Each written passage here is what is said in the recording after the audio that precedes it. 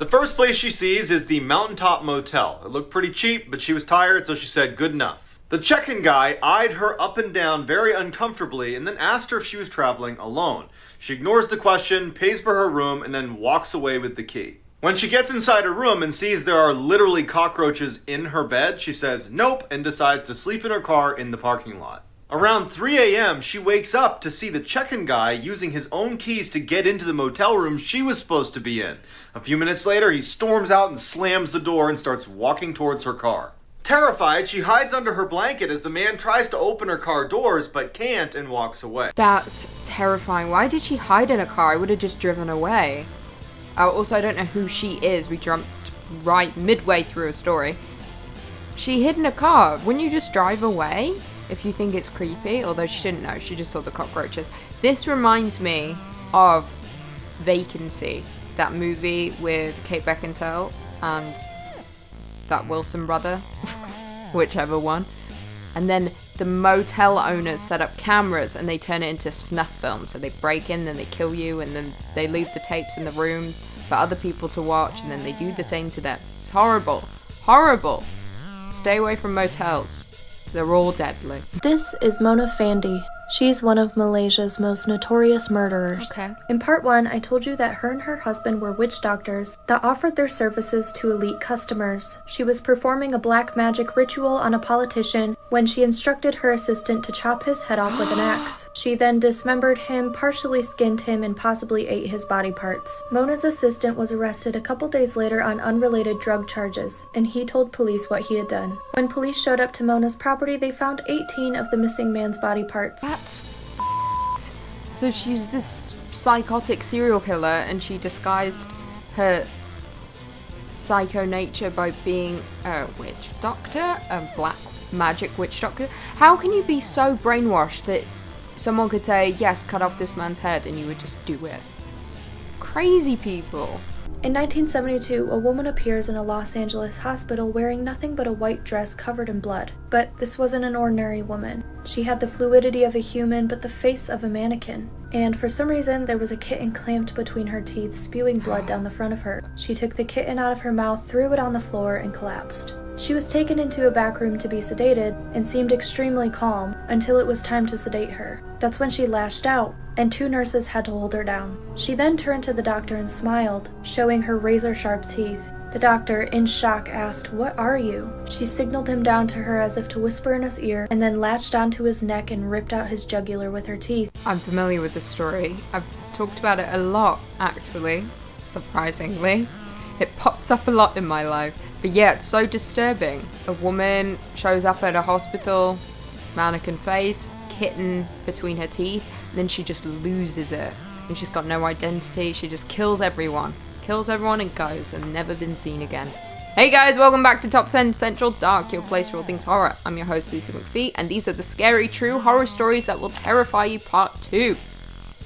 So we just got a treadmill, right? Treadmill? And we put the treadmill in the basement, and my room is in the basement, so I hear that thing. And when I say it is loud, oh my god.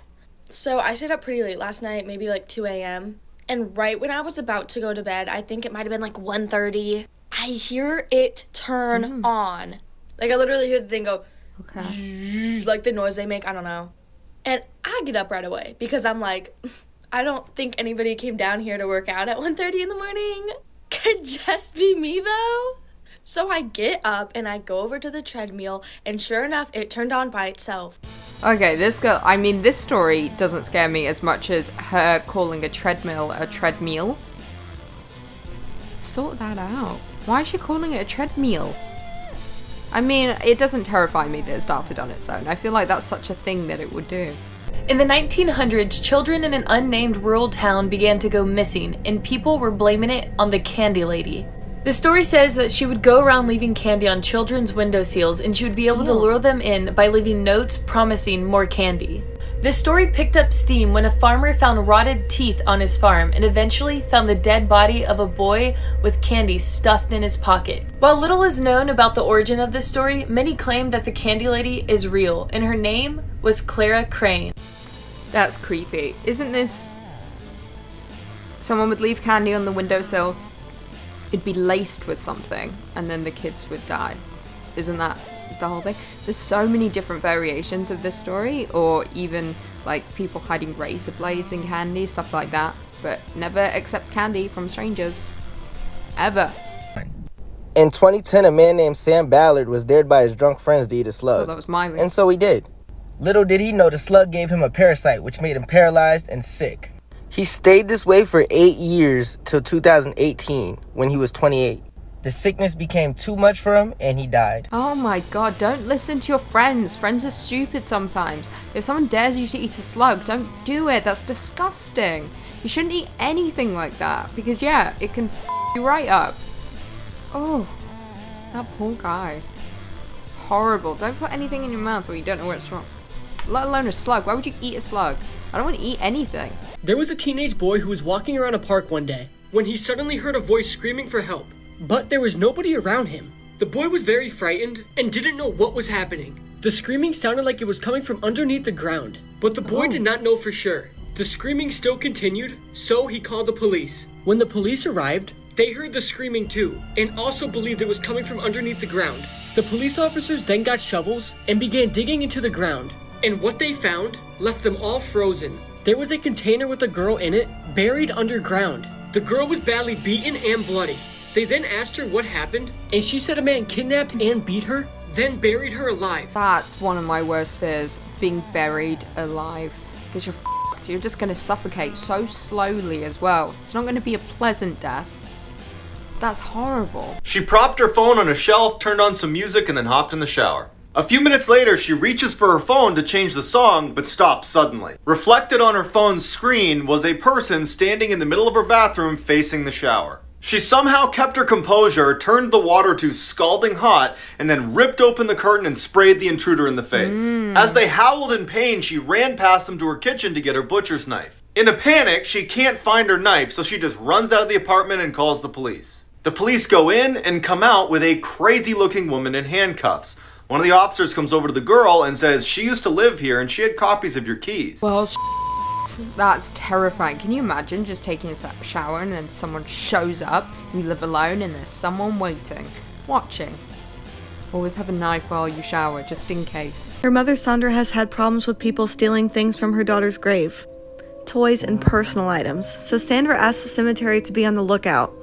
Another family has a camera on a headstone nearby. The family reviewed their footage and what they saw concerned them.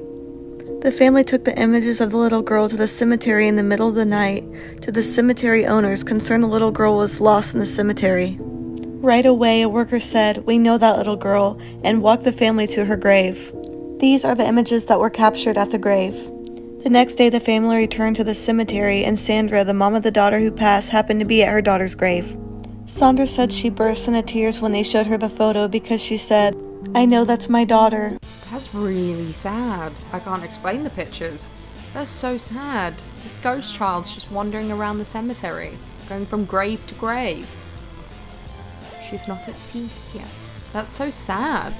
The game was called Polybius. It was released in 1981 at arcades in Portland, Oregon. Polybius became very popular. It was extremely addictive, and people would wait in very long lines just to play it. However, there is something very sinister about the game. People playing would experience very strange things, such as hearing the sound of a woman screaming, crying, and seeing demonic faces out of the corner of their eyes, and messages coming across the screen saying things like "kill yourself." After playing the game, people would have horrible nightmares, others experienced extreme nausea, diarrhea and vomiting, and others got headaches and blacked out. Also, they hallucinated and got vertigo. Yeah, I've heard about this. I've actually spoken about this on Top 5 many times. People got so sick playing the game, and then there were rumors that Men in Black came in to collect data from the game. I think it was a real game, but the reason as to why it was removed is something else. But I don't even know the real story at this point because it's been so twisted with time. But yeah, the theory was that someone may have even died after playing the game. I'm not sure though. I don't know what's real. It's just creepy. Well, there we have it. Thanks for tuning into this video. I've been your host, Lucy McPhee. Stick around for bloopers, if there are any. Who knows? Hey guys, welcome back to Top 10 Central Dark, your place for all things horror. These are the scary... Oh, Alright, one sec.